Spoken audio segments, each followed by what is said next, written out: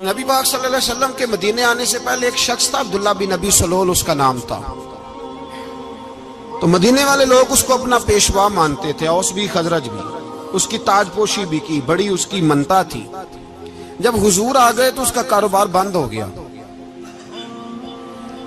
اب لوگ یہ نہیں سمجھتے کہ میں غلط ہوں، لوگ کسی کے مفادات کو ٹھیس پہنچتی ہے تو مخالفت کرنے لگ جاتا ہے۔ اب اس کے حالات جب خراب ہوئے تو اس نے پتہ کیا کیا، جھوٹ موٹ کا کلمہ پڑھ لیا۔ سمجھ آ رہی ہے باتوں؟ جھوٹ موٹ کا، اور منافقوں کا ایک ٹولہ اس نے تیار کر لیا جس کا قرآن مجید نے سورہ منافقون میں ذکر کیا۔ ایک جنگ کا موقع تھا، نبی پاک صلی اللہ علیہ وسلم تشریف لے گئے تو عبداللہ بن ابی سلول بھی چلا گیا۔ حضرت عمر فاروق رضی اللہ تعالیٰ عنہ کے ایک غلام تھے، وہ پانی لینے کنویں پہ گئے۔ ادھر سے انصار میں سے، چونکہ حضرت عمر کے غلام مہاجر تھے، انصار میں سے ایک شخص پانی لینے پہلے سے آیا ہوا تھا۔ پانی بھرنے میں کوئی اختلاف ہو گیا، جھگڑا ہو گیا، مار کٹائی تک نوبت آ گئی۔ حضرت عمر کے غلام نے کچھ چیز مار دی، اس شخص کو زخمی ہو گیا۔ اس نے پکارا، عبداللہ بن ابی سلول نے سمجھا کہ موقع اچھا ہے، دوڑا ہوا آیا اور آ کر اس نے کہا، انصار مدینہ بھاگ کے آؤ، جلدی آؤ، اور بڑے غلط جملے استعمال کیے۔ کہنے لگا اگر ان لوگوں کو تم اپنا بچا کچا کھانے کو نہ دیتے مہاجروں کو تو آج یہ تمہارے سر پہ نہ بیٹھتے۔ معاذ اللہ، ایسی باتوں پہ کہا کرے، بولے یہ روزمرہ کی گفتگو میں عادت بنائیں، کوئی ایسی بات کرنی ہو تو معاذ اللہ استغفر اللہ کہہ کے کرنی چاہیے۔ اس نے کہا کہ معاذ اللہ اب ان کو بچا کچا نہ دیں تو یہ ہمارے سر پہ نہ بیٹھتے۔ شور کیا اس نے۔ ہمارے ہاں بھی سیانے بندے پنچایت کے لوگ وہ کہتے ہیں تو اس برادری کے بچے سے ہی مار کھا ہے، پتہ ہی نہیں چلا، جا اسے مار کے آ، سر پھاڑا، یہ کار پھوڑ دے اس کا سر، اور دیکھ میں دیکھ لوں گا بعد میں جو ہوگا۔ یہ عقل مند لوگوں کے مشورے نہیں، یہ جاہل لوگوں کے مشورے۔ ناراض نہ ہونا، پر یہ نبی پاک صلی اللہ علیہ وسلم نے فرمایا ہے، حضور کا فرمان ہے۔ یہ کن لوگوں کا کام ہے؟ بول کے بتائیں، بول کے۔ پڑھے لکھے سیانے بندے اس طرح کے مشورے یہ بالکل نہیں دیتے، جاہلوں کا کام۔ پکارا، مہاجر سارے اکٹھے ہو گئے، انصار سارے آ گئے، اور جب انصار آئے تو مہاجرین کو بھی پکارا، مہاجر بھی آ گئے۔ اب وہ گتھم گتھا ہونے لگے تو کسی نے جا کے محبوب پاک کے کان میں کہا، یا رسول اللہ وہاں تو مہاجر انصار لڑنے لگے۔ وہ پرانی لڑائیاں پھر سے جاگ گئی ہیں۔ نبی پاک تشریف لائے، حضور نے وہاں لفظ بیان کیے، فرمایا یہ تم نے کیا جاہلوں جیسا کام شروع کیا ہوا ہے؟ یہ کون سا کام ہے؟ اللہ کرے ہم سب اس کام سے باز آ جائے، آمین تو کہنا۔ اور تو اس برادری دے منڈے کوئی مار کھائے؟ برادری کیا ہوتی ہے؟ برادری تو تعارف کے لیے، اونچ نیچ کہاں سے آ گئی؟ کہا میرے رسول پاک علیہ الصلوۃ والسلام نے فرمایا تم جاہلوں جیسے کام کر رہے ہو۔ صلح کرائی، بات رفع دفع کرائی، لوگ چلے گئے، معاملہ ٹھنڈا ہو گیا۔ لیکن عبداللہ بن سلول نے کہا کہ میں یہ موقع خالی نہیں جانے دوں گا۔ پھر گیا وہ اور جا کے انصار مدینہ سے کہنے لگا، ایک دفعہ جا لینے دو مدینے، تم نے میری بات نہیں نہ سنی، جو وہاں بڑے سردار بیٹھے ہیں ان سے بات کروں گا، اور معاذ اللہ ثم معاذ اللہ ہم ان بے عزت لوگوں کو مدینے سے نکال دیں گے، وہاں صرف عزت والے رہیں گے۔ یہ غلط جملے اس نے ادا کیے جس کو قرآن پاک نے سورہ منافقون میں بیان فرمایا ہے۔ اس نے یہ بات کی۔ ایک صحابی تھے حضرت زید رضی اللہ تعالیٰ عنہ، وہ سن رہے تھے، آ کے عرض کی، یا رسول اللہ صلی اللہ علیہ وسلم عبداللہ بن ابی سلول تو اس طرح کہہ رہا ہے کہ مدینے جا کے عزت والے دوسروں کو نکال دیں گے، اور تم اگر اپنا بچہ انہیں نہ دیتے تو معاذ اللہ آج یہ ایسا نہ کرتے۔ حضرت عمر نے بھی سن لیا، حضرت عمر نے بات سن لی، تلوار نکالی اور دوڑے۔ حضور نے بازو پکڑا، فرمایا کدھر جا رہے ہو؟ کہا یا رسول اللہ اگر آج سزا نہ دی تو کل اور بات بھی کرے گا، اور اگر آج ایک قتل ہو گیا تو باقی سیانے بن جائیں گے۔ یا رسول اللہ مجھے چھوڑے، میں ماروں گا۔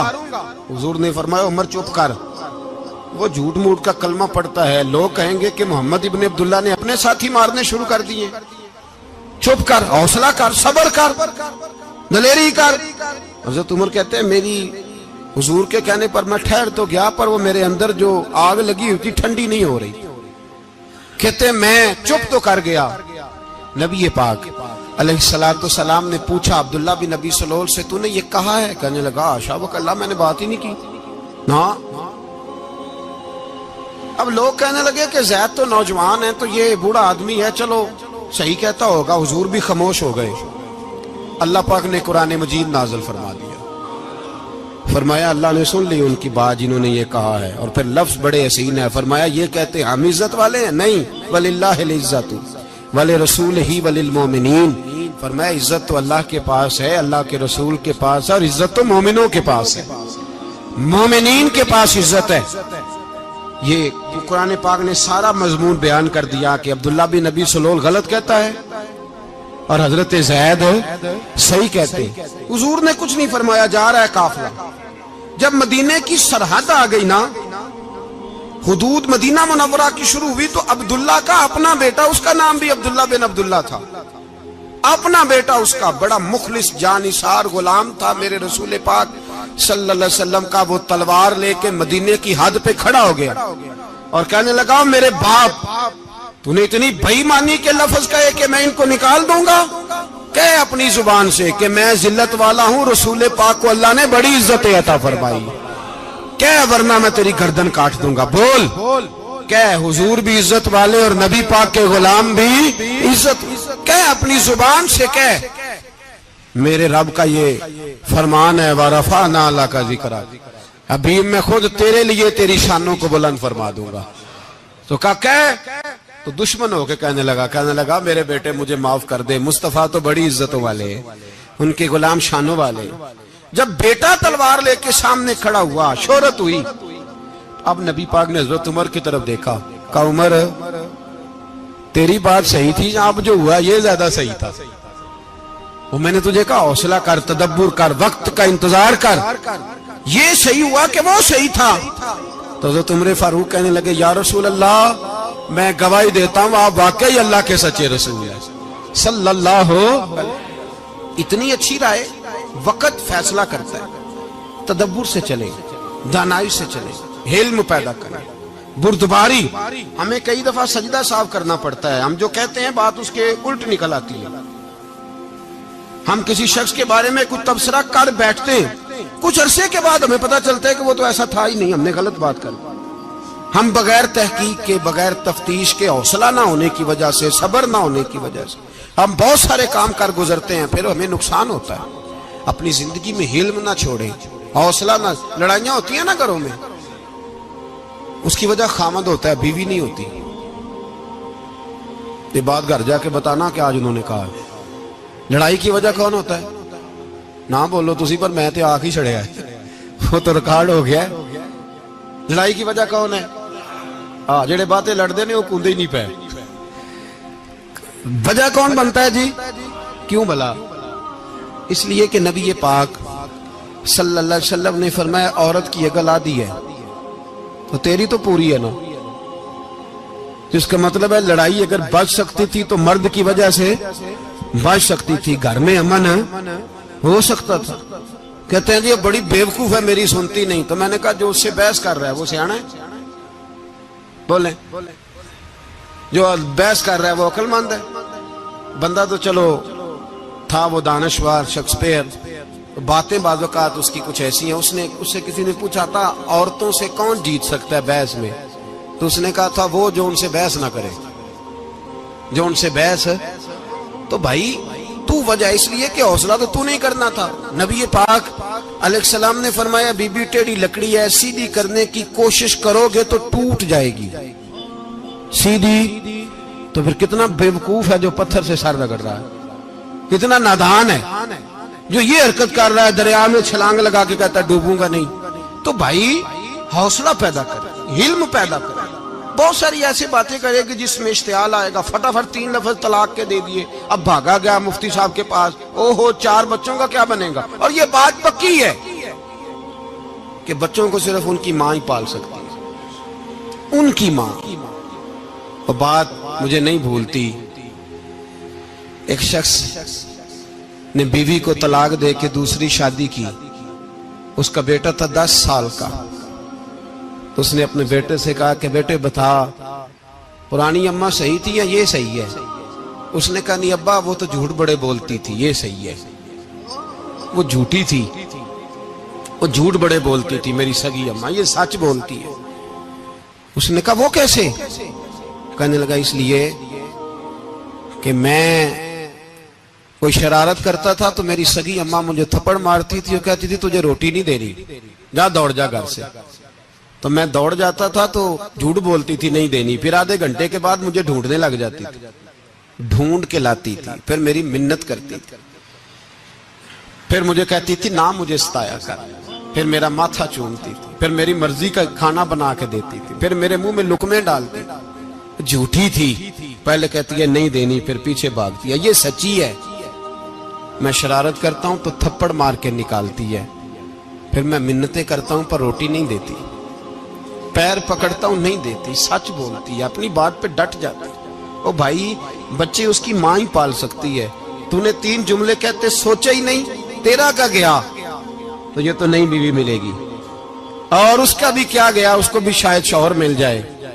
ان پھولوں کی پرورش صرف ان کا مالی کر سکتا ہے، دوسرا کر سکتا تو نے حوصلہ ہی نہیں کیا. ٹھیک ہے غلطی بی بی کی تھی پر تو مرد تھا نا، تیرے پاس تو دلیری تھی. فٹافٹی 3 طلاق کے جملے کہہ دیے. اور میرے رسول پاک علیہ السلام نے فرمایا جائز کام بڑے ہیں پر طلاق جائز تو ہے پر میرے رب کو پسند نہیں، اللہ کو پسند. تو نے مالی بگا دیا جس نے تیرے گھر کا باغ سینچنا تھا. تو بھائی یہ حوصلہ نہیں، درجنوں طلاقیں، 20 کیس، اور ابھی وہ شادی کے پورے کپڑے نہیں پہنے تو طلاق پہلے. اس کی وجہ یہ کہ حوصلہ نہیں، صبر نہیں، رضا نہیں، ہم احساس نہیں کرتے. اگر تو یہ سمجھ جائے کہ بس اللہ نے جو میرے لیے بہتر سمجھا مجھے دے دیا، صحیح ہے میری آزمائش ہے، کیا ہے کچھ ہے جو اس نے بہتر سمجھا مجھے اس نے، پھر تو سکھی ہو جائے، تیرے لیے جینا آسان ہو جائے، پھر تو بہت ساری پریشانیوں سے آزمائشوں سے دور ہو جائے. میرے نبی پاک علیہ السلام نے ہمیں حوصلہ کرنے کا حکم دیا، دلیری. 2-3 سال شاید پچھلے سال یا اس سے پچھلے سال حج کے موقع پہ نا ہمارے پاکستان میں تو بڑے بڑے انوکھے واقعات ہوتے ہیں، سننے سے کیا میں کہتا ہوں وہ عبرت کے لیے ہوتے ہیں. جعلی ویزے لگوا دیے حج کے کسی ایجنٹ نے، اللہ کے مہمانوں کو بھی لوگ لوٹ لیتے ہیں، جعلی ویزے لگوا دیے. اور مزے کی بات یہ ہے کہ پاکستانی ایئرپورٹ سے گزر بھی گئے وہ ویزے والے، اور احرام باندھے لوگ جدے پہنچ گئے. 4 آدمی تھے، انہوں نے ویزا دیکھا تو کہا نقلی آپ کو واپس جانا پڑے گا. اگلی فلائٹ سے وہ لوگ واپس آئے. آپ مجھے بتائیے ان کی جب وہ چھوٹے چھوٹے کلپ آئے، میڈیا نے ان کی باتیں سنی تو ان کے آنسو نہیں تھمتے تھے. ایک آدمی احرام باندھ کے گیا ہے، معمولی سمجھتے ہیں آپ؟ میرے جیسا غریب آدمی کبھی اس نے ارادہ کیا اور مدینے جانے کا لیٹ ہو جائے تو کلیجہ پھٹنے کو آتا ہے. کچھ مجبوریاں پیروں میں آ جائے، نہ جا سکے تو پتہ نہیں کتنی توبہ کرنے کو دل کرتا ہے کہ کہیں غلطی تو نہیں ہو گئی، کوئی ایسی بات تو نہیں نکل گئی. یقین کریں طبیعت پریشان ہو جاتی، یار کوئی ایسا کام تو نہیں ہوگا جس کی وجہ سے یہ بات ہوئی. 4 آدمی لوٹ آئے، حالات خراب ہو گئے، لوگ رو رو کے قصے سناتے تھے. لیکن میرے رسول پاک علیہ السلام کا حوصلہ دیکھو. حضور کعبے کا بھی کعبہ، حضور مالک، حرم کے مالک مطلق، جن کے صدقے اللہ نے کعبہ کو بیت اللہ بنایا. حاجیو آؤ شہنشاہ کا روضہ دیکھو، کعبہ تو دیکھ چکے اب کعبے کا بھی کعبہ دیکھو. حضور 1400 صحابہ کو لے کے گئے عمرہ کرنے.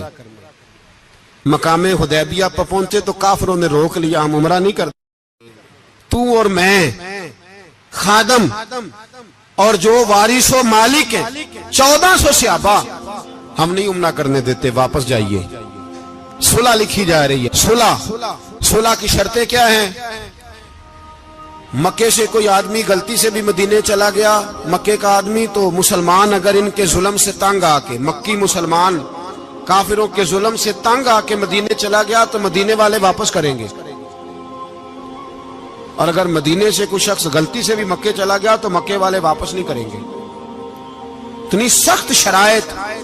حضرت عمر غصے سے کانپنے لگے, صحابہ پریشان ہیں, پر میرے رسول پاک نے صبر دکھایا, حوصلہ, تدبر. یہ تدبیر ہے, صبر ایک بہترین تدبیر ہے, اگر کوئی اپنائے تو بہترین طریقہ ہے. حضور نے فرمایا ہمیں منظور ہے, صلح کرو. اور اتنا سخت حکم ہے, کہنے لگے 1400 احرام والے واپس جائیں, بعد میں آنا, اس وقت نہیں عمرہ کرنے دیں گے. میرے نبی پاک علیہ السلام, مجھے بتاؤ, مجھے اور آپ کو دکھ ہوتا ہے تیاری ہو تو پروگرام رہ جائے, تو اگر احرام باندھا ہو اور اللہ کے رسول نے بندھوایا ہو تو حضور واپس لوٹنے لگے تو کتنی تکلیف کی بات ہے. حضور نے فرمایا چلو آئندہ آئیں گے. معاہدہ لکھا جا رہا ہے, حضرت علی معاہدہ لکھ رہے ہیں, لکھو محمد الرسول اللہ صلی اللہ علیہ, محمد الرسول اللہ صلی اللہ علیہ وسلم اور قریش مکہ کے بیچ معاہدہ. یہ تحریر لکھی جا رہی تھی تو ابو سفیان بول پڑا, کہنے لگا جی ہم محمد الرسول اللہ نہیں نکلنے دیں گے معاذ اللہ, یہی تو ہمارا جھگڑا ہے. اگر آپ کو رسول اللہ مان لیا تو پیچھے رہ کیا گیا, محمد ابن عبداللہ لکھیں. حضور نے حضرت علی سے فرمایا رسول اللہ کاٹ کے محمد ابن عبداللہ لکھو. حضرت علی لکھ رہے تھے, محمد رسول اللہ لکھا تھا, فرمایا رسول اللہ کاٹ کے محمد ابن عبداللہ لکھو. تو حضرت علی کہنے لگے حضور مجھے یہ لفظ کاٹنا نہیں آتا, حضور مجھے یہ لفظ کاٹنا.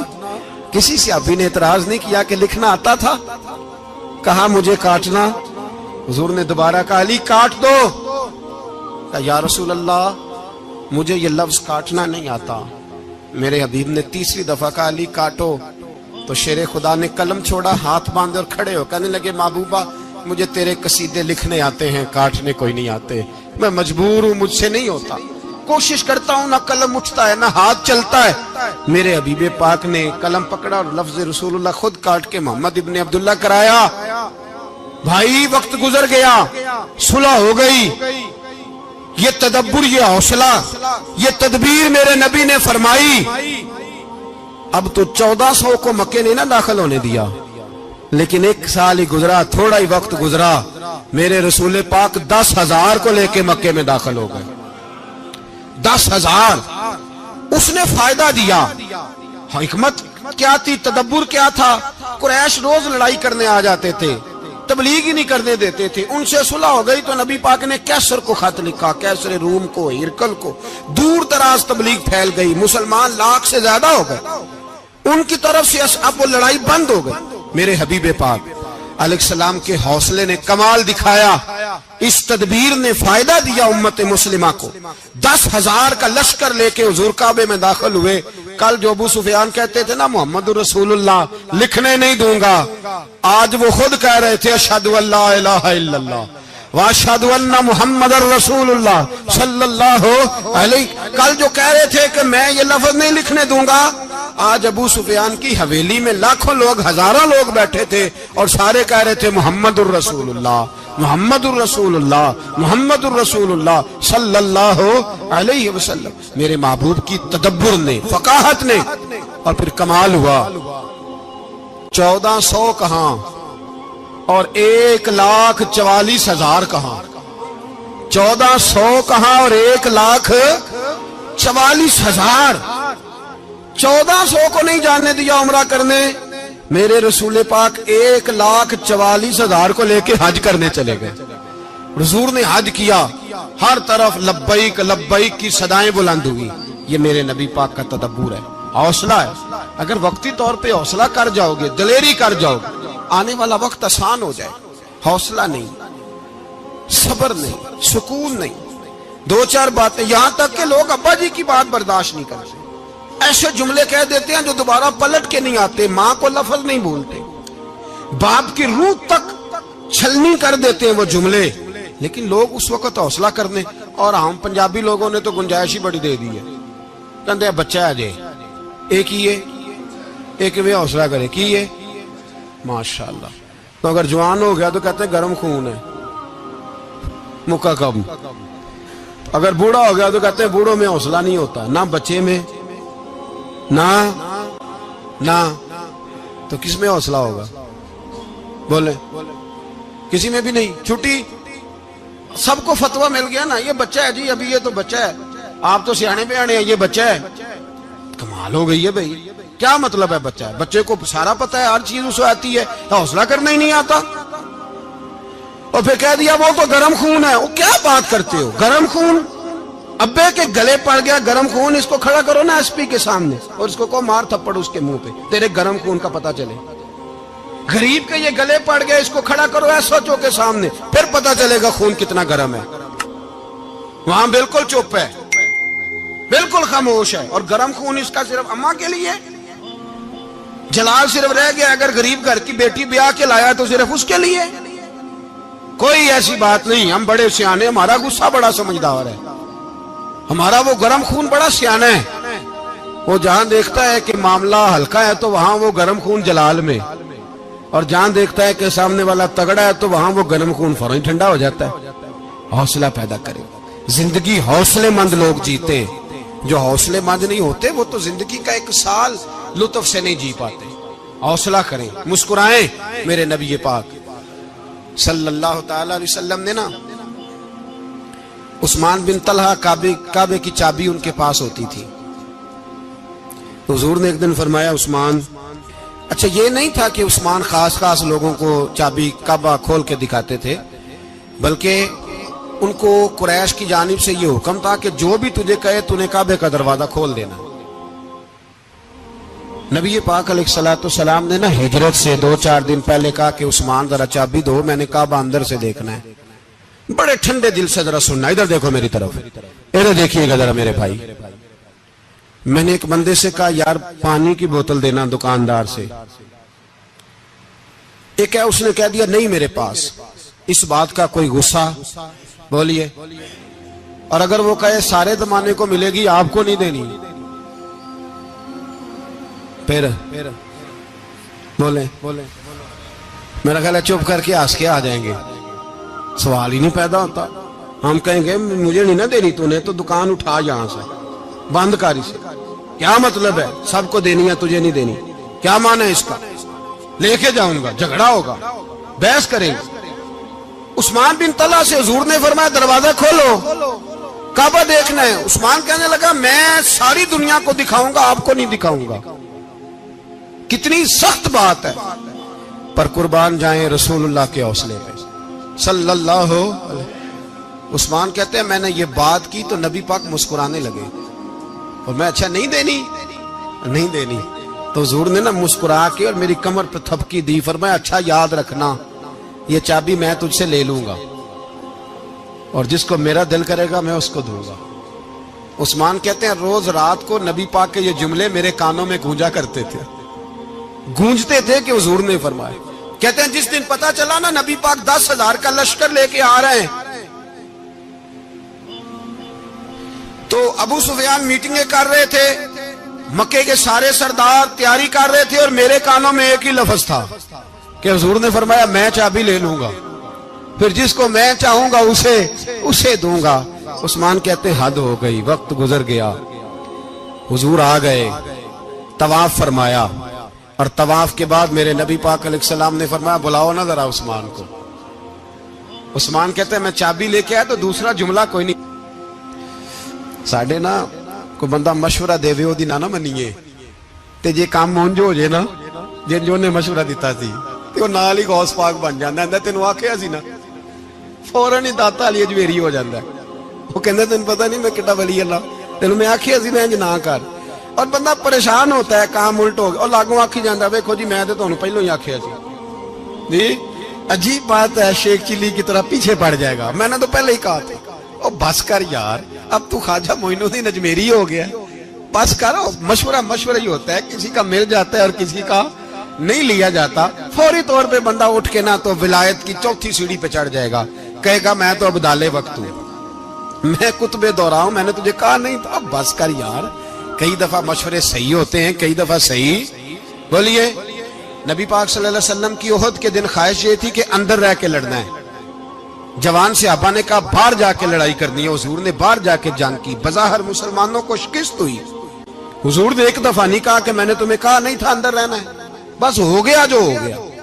اب اس میں فٹافٹ اگلے کو حوصلہ دو، کوئی عرض نہیں یار. نبی پاک سب بولیے صلی اللہ علیہ وسلم، میرے حبیب پاک علیہ الصلوۃ والسلام نے نا کہا عثمان کو بلاؤ. عثمان آئے تو عثمان کہتے میں نے چابی دی تو میں تیار تھا، میں تیار تھا کہ اب میری بات ہوگی اور رسوائی ہوگی.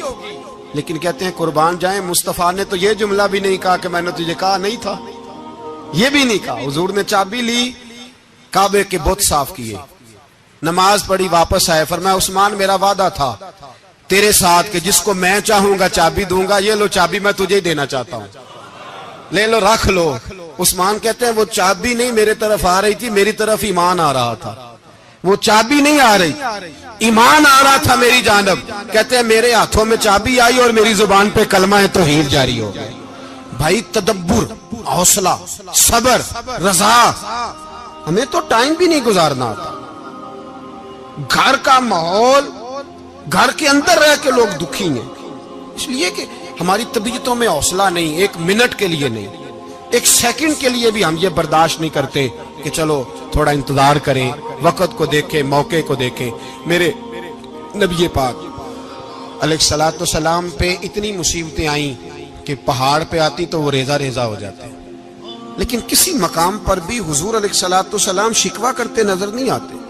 ہم غریبی کا رونا روتے ہیں، ہر چوتھا آدمی کہتا ہے بڑا غریب ہوں، لیکن میرے نبی پاک علیہ الصلوۃ والسلام نے چوتھے دن کھجور کھائی، سرکہ کھایا ہے اور موٹے بان کی چارپائی پہ آرام کیا. حضرت عمر نے کہا حضور کتنی تکلیف ہے؟ فرمایا عمر کوئی تکلیف نہیں، تھوڑا سا تو وقت ہے، جنت میں جائیں گے، ساری نعمتیں اللہ نے ہمارے لیے تیار کی ہوئی ہے. راضی بالرضا، راضی بالرضا، کوئی کسی قسم کا مسئلہ نہیں. ہمیں آزمائشیں آتی ہیں، تکلیفیں آتی ہیں، بیماریاں آتی ہیں، لوگ چھوٹی چھوٹی بات پر پریشان ہو جاتے ہیں، ذرا سی بات پر شکوہ کرتے ہیں. میرے رسول پاک علیہ السلام نے فرمایا جب میرا رب کسی کو بیمار کرتا ہے تو 2 فرشتوں کو بھیجتا ہے، جاؤ میرے بندے کی تیمارداری کر کے آؤ. اللہ اکبر، خود رب بھیجتا ہے، جاؤ میرے بندے کی. تو مجھے بتائیے جب اللہ بھیجے تو پھر تندرست خوش نصیب ہوا کہ بیمار؟ جی تندرست پھر خوش نصیب کون ہوا؟ میرے نبی پاک صلی اللہ علیہ وسلم نے فرمایا رب 2 فرشتے بھیجتا ہے، فرماتا ہے پتہ کر کے آؤ میرے بندے کا اس کا کیا حال ہے، حالانکہ اللہ سارے جانتا ہے. فرشتے آتے ہیں، واپس جاتے ہیں، رب کریم پوچھتے ہیں بتاؤ میرا بندہ کیا کہتا تھا؟ اللہ تجھے سارا ہی پتہ ہے، پر ہم سے پوچھتے تو بتا دیتے ہیں. وہ یہ کہتا تھا کہ میں اپنی رب کی رضا پہ بڑا ہی راضی ہوں. وہ تیری حمد کر رہا تھا، تیری تعریف کر رہا تھا، تیرا شکر کر رہا تھا، تیرے لیے کلمات حمد بیان کر رہا تھا. تو میرے نبی پاک علیہ السلام فرماتے ہیں، اللہ فرشتوں سے فرماتا ہے سنو پھر اگر میں اپنے بندے کو اس بیماری میں شفا دوں گا تو اس تندرستی سے زیادہ اچھی تندرستی دوں گا جو پہلے اسے عطا کی ہوئی تھی، پہلے سے اچھی صحت دوں گا. اور اگر اسے اس بیماری میں موت دوں گا تو پھر مرتے ہی اس کے لیے میں جنت کا فیصلہ فرما دوں گا. بھائی جب تو راضی بالرضا رہتا ہے، راضی بالرضا، بڑی سادی سی بات ہے بھائی.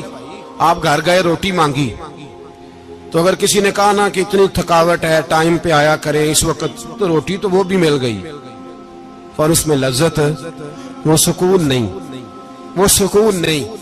میری اماں جی سالن پکا کے رکھ لیتی تھی تو روٹی جب بھی کوئی مانگتا تھا تو تازی بنا کے دیتی تھی، ان کی طبیعت تھی. تو میں اکثر ان سے کہتا کہ اماں جی پکا کے رکھ دیا کرو. تو کہتے تمہیں خوشی نہیں ہوتی جب تمہاری اماں تازی پکا کے دیتی ہے؟ خوشی ہوتی ہے، طبیعت میں خوشی ہوتی ہے. ان کا مزاج تھا، ذوق تھا، تو ہم سمجھتے تھے یار یہ بڑی سعادت کی بات. تو آپ گھر گئے رات کو تو گھر والوں سے کہا روٹی، تو فوراً اٹھے، فوراً، اور انہوں نے کھانا تازہ بنایا اور ساتھ یہ بھی کہا باہر سے نہ کھایا کرے بندہ بیمار ہو جاتا ہے. کتنی ٹھنڈک پہنچتی ہے آدمی کے دل کو، سکون ملتا. تو بھائی بیماری تو آپ نے کاٹ لی، لیکن ساتھ کہو ہو بڑا بیمار ہوں، میں نے تو اتنے گناہ بھی نہیں کیے، ظلم بھی نہیں کیا، کسی کو کچھ بھی. اب بیماری تب بھی کٹ گئی، پر بڑی آزمائش، مریض ڈاکٹر کے گلے پڑ رہا ہے، اس کے لواحقین جھگڑے کر رہے ہیں، بیماری وہ بھی کٹ گئی. اور ایک بیمار وہ ہے جو چارپائی پہ لیٹا ہے اور کہتا ہے جس طرح میرا اللہ راضی اسی طرح میں بھی راضی. تو بیماری اس کی بھی کٹ گئی. حضرت یونس علی نبینا علیہ الصلوۃ والسلام نے ایک دن حضرت جبریل امین ملنے آئے تو جناب یونس علیہ السلام کہنے لگے اے جبریل، اللہ کے نیک بندوں میں جو اللہ کو اس وقت سب سے زیادہ پسند ہے نبیوں کے بعد، توجہ کرنا بات پر، جو سب سے زیادہ اللہ کو پسند ہے نبیوں کے بعد ولیوں میں، اور سب سے زیادہ اللہ جس کو اللہ کی بارگاہ میں عبادت گزار لکھا جاتا ہے، میری اس بندے سے ملاقات کرا۔ تو حضرت جبریل نے جناب یونس علیہ السلام کو ساتھ لیا تو ایک شخص کے پاس پہنچے جو آنکھوں سے اندھا تھا، دونوں ہاتھ اس کے سلامت نہیں تھے اور پورے جسم میں پیپ جاری تھی، ریشہ تھا۔ جب جا کے السلام علیکم کہا نا حضرت یونس نے، اس نے وعلیکم السلام کے بعد پہلا لفظ پتہ کیا کہا؟ اس نے کہا یا اللہ تیرا شکر ہے، یا اللہ تیرا، آپ بھی ادا کریں اللہ کا شکر، یا اللہ تیرا، اللہ تیرا شکر ہے۔ تو حضرت یونس علیہ السلام کہنے لگے تو شروع سے اس طرح کا ہے، نابینا بھی اور ہاتھوں سے معذور بھی اور سارا جسم شروع سے؟ تو بڑے ہی خوبصورت لفظ اس بیمار نے کہے، کہنے لگے نہیں حضور، میں بالکل ٹھیک ٹھاک تھا، جب تک میرے رب نے چاہا کہ یہ دنیا کو دیکھے تو تب تک اس نے مجھے آنکھیں دی، اور جب اس نے چاہا کہ اب اس کا دیکھنا بہتر نہیں تو اس نے واپس لے لی۔ تو یا اللہ تیرا شکر ہے، اللہ تیرا شکر ہے۔ پھر کہا جب تک اس نے چاہا کہ میرے ہاتھ رہے تب تک رہے، جب اس نے چاہا کہ میرے لیے بہتر نہیں تو اس نے لے لیے، تو یا اللہ تیرا شکر ہے۔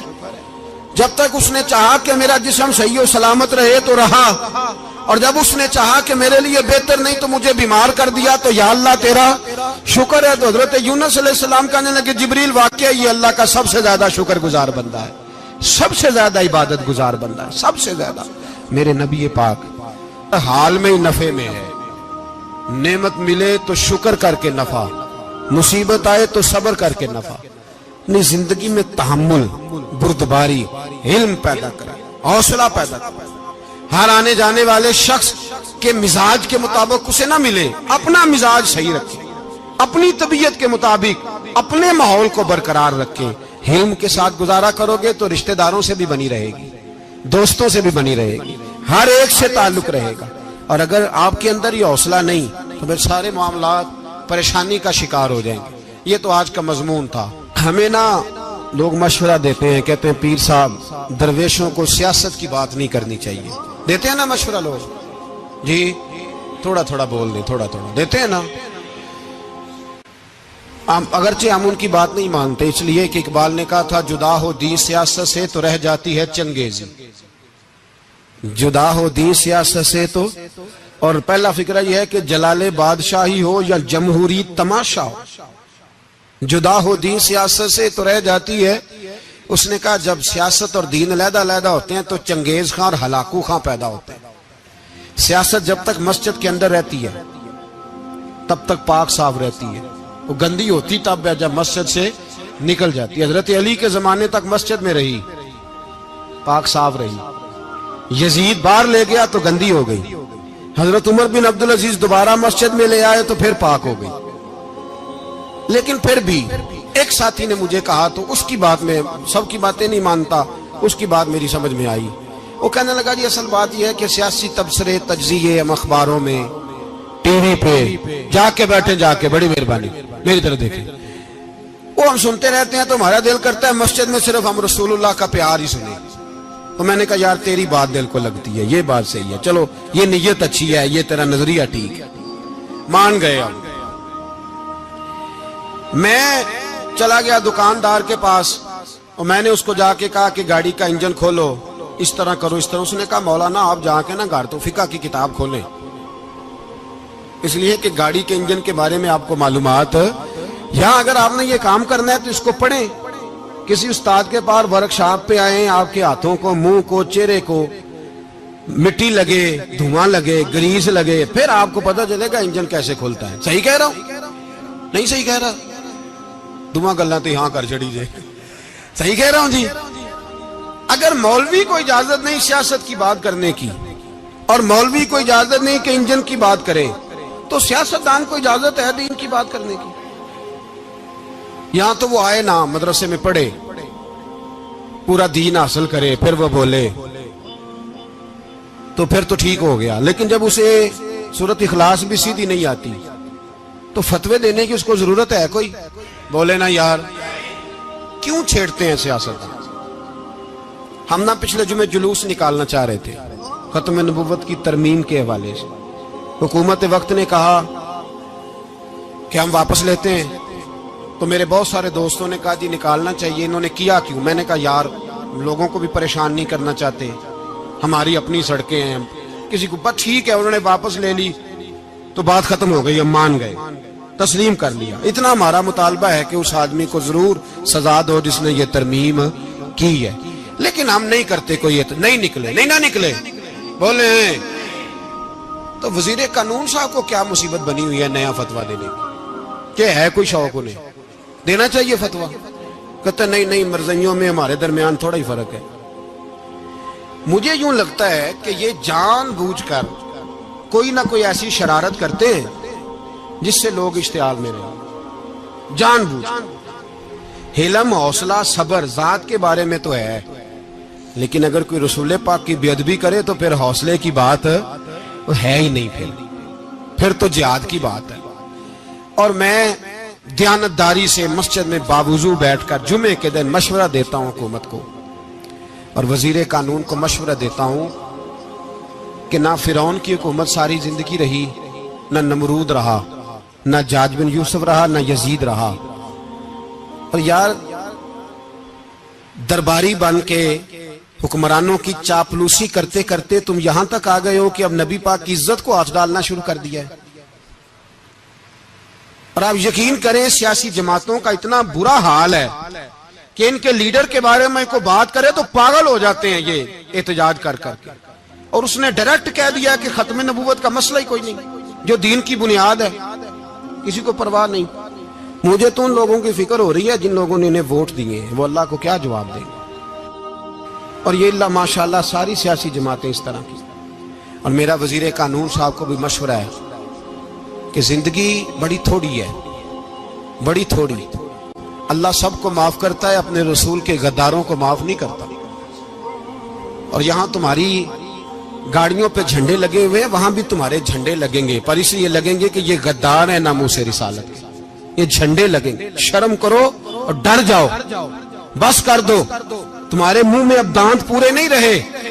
कोई शुगर का मरीज है तो कोई ब्लड प्रेशर का, तो कोई हार्ट का, तो कोई कैंसर का। शर्म करो और अपनी कब्र की भी थोड़ी सी फिक्र करो। बताओ, पाकिस्तान के कितने सदर गुजरे, वजीर आजम गुजरे, तो उनकी कब्रें कहां हैं? कोई जाता है उनकी कब्रों पे? किसी को खबर है? क्यों अपने लिए जहन्नम इकट्ठी करते?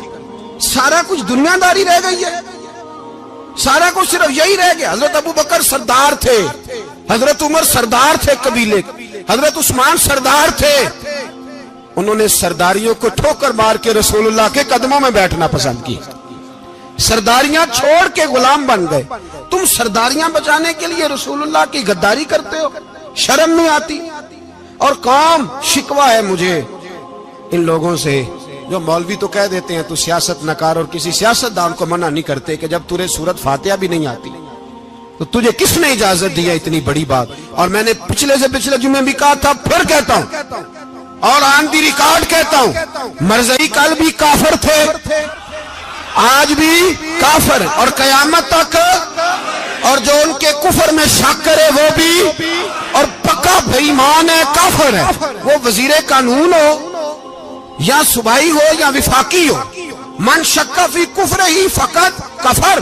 जो मरज़ई के कुफर में शक करे वो भी काफिर है। हमारे रसूल आखिरी रसूल है। हम किसी को ये इजाजत नहीं देंगे कि वो खत्म नबूवत में रखड़ा डालने की कोशिश करे। हम किसी को ये इजाजत है। और तुमने कौम को लूटा, लूटते रहो, अब ईमान पे डाके तो ना डालो। तुम्हें दौलत लूट के पेट नहीं भरा, अब ईमान लूटना शुरू कर लिया है।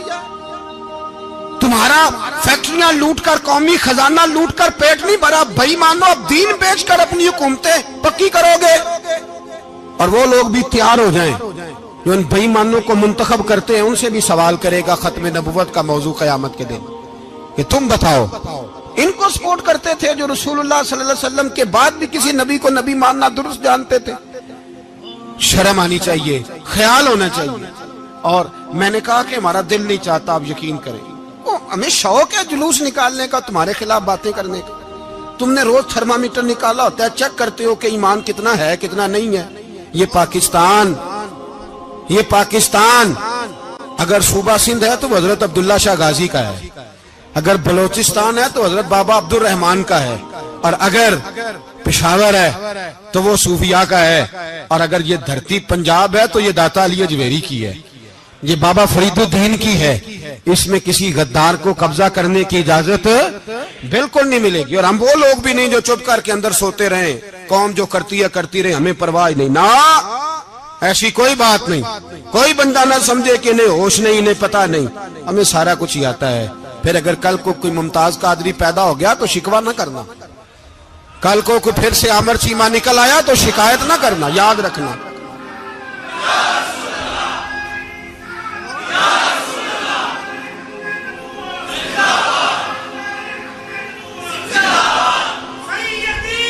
تو میرے بھائی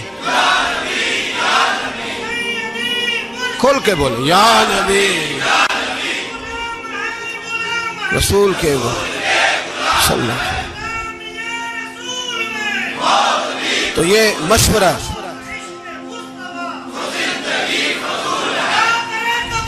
جزاک اللہ، تو یہ تمہیں مشورہ ہے۔